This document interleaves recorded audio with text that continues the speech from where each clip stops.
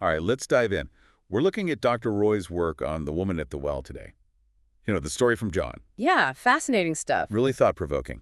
And you guys sent some great questions about it, so let's get to it. Dr. Roy starts by pointing out something that really struck me. Okay, what's that?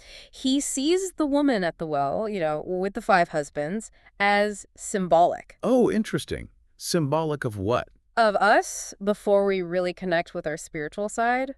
He calls it our unrenewed heart awareness. So, like, we're kind of stuck in our old ways of thinking. Exactly. Limited by beliefs and biases, just like the woman initially was. Makes sense. We've all been there. Right. And even the well itself, it's not just a random location. Oh, yeah, there's always symbolism with Dr. Roy. What about the well? It represents our own inner depths, the place where our spiritual selves reside. I like that. So she's at the well, but doesn't even realize the true treasure inside. Exactly. And then there's the water, right? The living water. Yeah. Yeah, that's where it gets really juicy. It does. In Scripture, water often symbolizes this life-giving, sustaining truth. But the woman, at least at first, takes it literally. Oh, yeah. She's thinking, can I get a sip of that? Understandable. They're at a well on a hot day. Exactly. But Jesus is speaking on this whole other level. So how do we decode what he really means? Well, Dr. Roy brings in the Aramaic language for this. Okay, always love a good language deep dive. So in Aramaic, living water actually refers to water that's constantly flowing, always fresh. Ah, I see, like a spring, not a stagnant pool. Yes, never stagnant, always moving, always renewing. And Dr. Roy connects this to the idea of Zoe life. Zoe life. I don't think I've heard that term before. It's about living to your fullest potential, Yeah. overflowing with vitality. So the woman is thirsty for something much deeper than just physical water. She is. She's yearning for that truth, that spiritual fulfillment that comes with living water, this Zoe life. And the thing is, this living water isn't something we have to search the ends of the earth for. Right. Jesus makes it clear that it's already within us. Like waiting to be tapped into. Exactly. And you know that part where the woman mentions Jesus doesn't have a bucket? Oh yeah, and the well is deep. Well, Dr. Roy interprets that as symbolic, too. Go on, I'm intrigued. He suggests it represents our difficulty in grasping our own spiritual essence. Yeah. We don't have the right tool, the bucket, to reach it. So the truth is there, but we're not equipped to access it. We get so caught up in the external world, the day-to-day stuff, we forget to look within. But thankfully, it's not like there's only a limited amount of this living water, right? Definitely not. It's not something we have to hoard or compete for. Dr. Roy talks about true supply in his book. Yes, with Kay Fairchild, living out of our spiritual resources. They emphasize that this spiritual nourishment is always available, an infinite source. It's like a well that never runs dry. Exactly. Shifting from a scarcity mindset to one of abundance, that's key. Abundance, huh? That reminds me of something else Dr. Roy mentions, the tree of life. Oh, yeah, that's a great one. He uses that to represent the life force within our own bodies. Okay, how so? Well, he points to the spinal column and the nerves. The spine is like the trunk, and the nerves are like the branches, carrying the living water throughout our system. So we each have this incredible source of energy within flowing through us like sap through a tree. That's a great way to put it. And, in Revelation, it talks about the tree of life bearing 12 manner of fruit. Right. Well, Dr. Roy suggests those fruits represent the positive qualities we develop through spiritual growth. Like cultivating our own inner garden. I love that. It is a beautiful image. And going back to the conversation between Jesus and the woman, he says something really interesting about satisfaction. Yeah, he contrasts the feeling of satisfaction we get from worldly things with the deep fulfillment that comes from spiritual nourishment. Right. In John 4:13, he tells her that anyone who drinks from this well will be thirsty again, but whoever drinks the water he gives will never thirst. It's highlighting the temporary nature of material satisfaction versus the lasting fulfillment of the spiritual kind. And to truly understand how to tap into that, we need to talk about those five husbands. Ah, yes.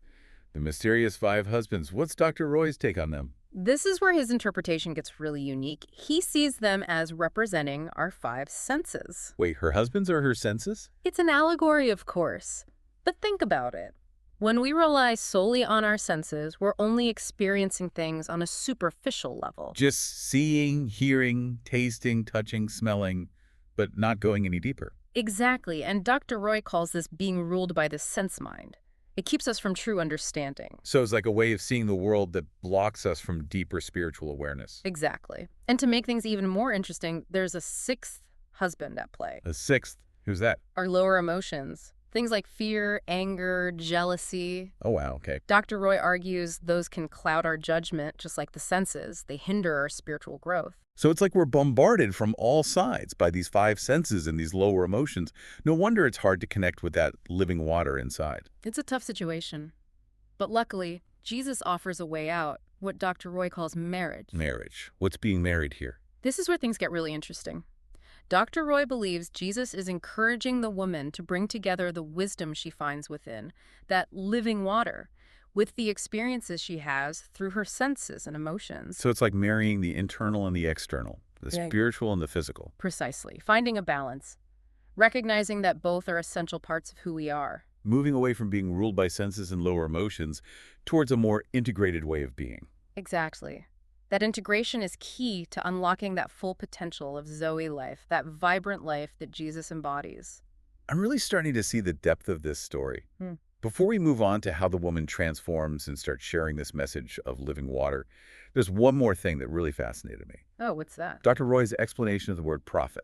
Yes. It's such a powerful point. He talks about the Aramaic word imbia, Right, and how its connection to this idea of something gushing forth. like a spring that can't be contained. Yeah. And he relates that to the idea of a prophet as someone who's overflowing with that living water of spiritual understanding. Exactly. Not just telling the future, but sharing that deep inner wisdom. It's like a gusher of truth. I love that, a gusher of truth. And, in John 7:38, Jesus says, whoever believes in me, as scripture has said, rivers of living water will flow from within them. Not literal water, obviously. No, that living water of spiritual understanding flowing from within. And that brings us back to the woman. Yeah. She's about to experience a transformation that turns her into a gusher of this living water. She does, and we'll dive into that after a quick. Okay, so she's met Jesus he's dropped some serious wisdom on her. What happens next? Well, it's pretty amazing how this encounter just completely changes her perspective, Dr. Roy emphasizes that this wasn't just some random meeting. Like it was meant to be. Yeah. He believes she was chosen for this spiritual awakening, you know what I mean? So it's like destiny calling or something. It ties into this idea that each of us has a purpose, a calling to share our own living water, I like that. First, we see the woman as representing our potential for spiritual growth.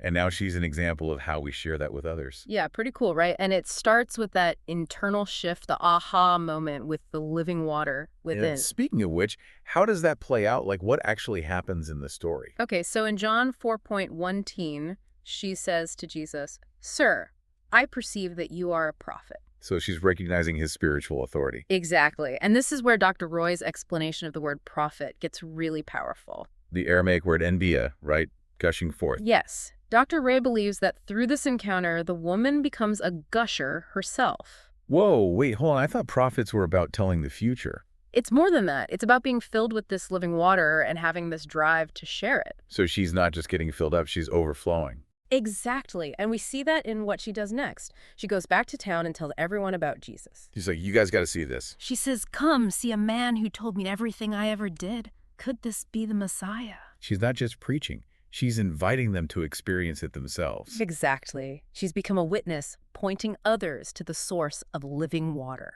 Okay, so this is where it gets really interesting for us, right? Because Dr. Roy's saying we can become gushers too. Absolutely. We all have that inner wisdom, that truth. And when we tap into it, it naturally flows outward. The ripple effect. Amazing. So we can access the living water and share it with everyone. Yes. But there's one thing we haven't discussed yet. Ooh, what's that? The how. How do we actually tap into this living water in the first place? Yeah, good question. How do we overcome those 5 husbands, The stuff that keeps us from this fullness. Well, Dr. Ray doesn't give a simple, 5-step plan. It's more nuanced than that, huh? It's about shifting how we see the world. Okay, I'm listening. Remember how he says the 5 husbands represent our reliance on the senses? We have to move beyond just experiencing the world through those senses. So, not ignoring them completely, but not letting them be our only lens. Exactly. We need to cultivate a deeper awareness. One that goes beyond just the physical. Yes. But what about the 6th husband?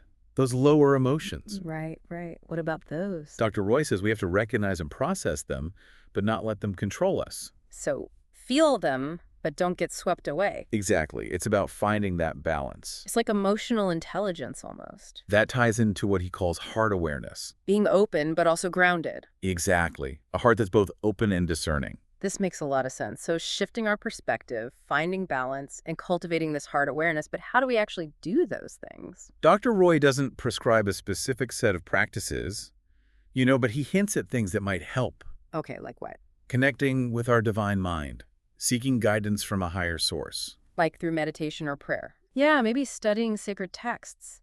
It's about finding practices that help us quiet the mind and connect with our inner depths. And probably spending time in nature, being creative, things like that. Those can definitely help. It's about creating a life that supports spiritual growth. Not just isolated practices, but an entire way of being. Exactly. It's a lifelong journey, constantly unfolding and expanding our awareness. Like the woman at the well, right? She Yeah. didn't change overnight. It was an encounter, a willingness to question, and then sharing her truth, and that's when she really blossomed. And that's what's so inspiring. We all have this capacity to transform. We all have the potential to become gushers of living water, sharing our own unique gifts with the world. This has been such a rich conversation. So many things to think about. It really is a timeless story, so much wisdom packed into it.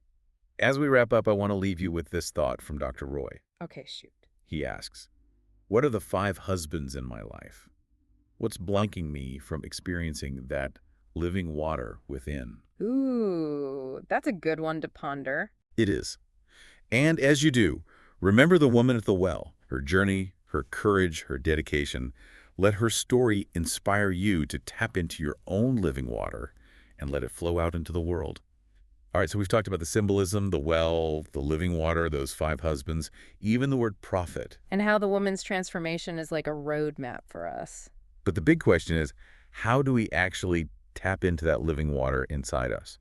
How do we get past those blocks Dr. Roy talks about? Well, he doesn't give us a step-by-step guide, Not a do these 5 things and you're enlightened kind of deal. Right, it's more about a fundamental shift in how we see things, how we direct our awareness.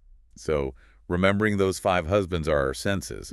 We have to go beyond experiencing the world just through them. Yeah, not ignoring them completely, but seeing that there's more. More than meets the eye, literally. Exactly. We need to cultivate a deeper awareness. And what about that 6th husband? Those pesky lower emotions. We have to recognize them, process them, but not let them run the show. So, like, feel them, but don't get swept away. Yes, finding that balance. Like developing emotional intelligence, right? That's a great way to put it. And it connects to what Dr. Roy calls heart awareness. Open to feeling, but also grounded, discerning. Exactly. Both at the same time. This all makes so much sense. Shifting perspective, finding balance, cultivating this heart awareness. But how do we actually do it? Any practices that can help? He doesn't give a set list, but he mentions things that could be helpful. Okay, what kind of things? Connecting with what he calls our divine mind, seeking wisdom from a source beyond ourselves. Meditation, prayer, maybe reading sacred texts. Those are all good examples. Mhm. Anything that helps us quiet our minds, connect with that deeper part of ourselves. And I imagine things like being in nature, being creative, having meaningful relationships, those could contribute too. Absolutely. Creating a life that nourishes our soul, supports our spiritual growth. So it's holistic, not just compartmentalized practices. Right. It's about aligning our entire being with this truth. Which brings us back to the woman. She didn't transform instantly. It was a process, an encounter, a willingness to change, and then sharing her truth. And that's the inspiring part, right? We all have that potential within us. To transform, to become gushers ourselves, sharing our own unique gifts. This has been an amazing conversation. Dr. Roy's work is always so thought-provoking. It really is a timeless story full of wisdom. So to wrap up this deep dive, I want to leave you with this question from Dr. Roy. Okay, let's hear it. He asks us to think about, what are the 5 husbands in my life? What's keeping me from that living water? That's a powerful question to reflect on. It is. And as you do, think about the woman at the well, her journey, her willingness to change, her dedication. Let that inspire you to tap into your own wellspring of living water and let it flow.